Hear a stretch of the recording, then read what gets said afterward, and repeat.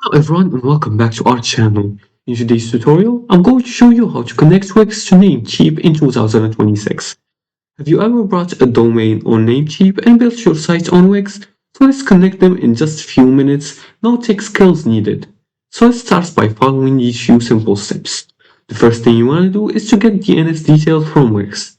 And to do that, you're going to log into your Wix dashboard by going to wix.com and go into manage.wix.com, and then you're going to make sure you log in with your Google account or your Wix account. Once you do that, you're going to go to the Wix dashboard and click on settings from the left sidebar right here.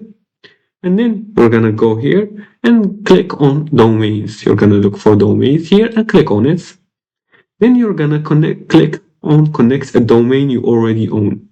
Once you click on connect a domain you already own and you have a domain here, you're gonna choose the Namecheap and copy the Wix name server.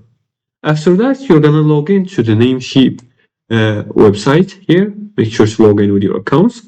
And after that, you're gonna click on your domain lists and then select your domain. And then click on manage.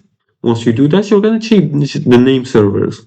You're gonna find the name servers, then select custom DNS and pass the Wix name server.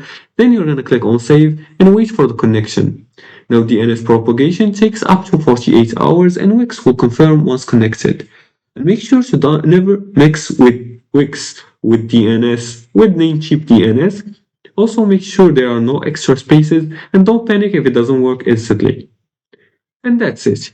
Your Wix site is now connected to Namecheap. And this is for today's tutorial. If you liked this video and found it helpful, please like and subscribe and leave a comment below the video if you have further more questions about this topic. Thanks for watching and see you again in the next tutorial.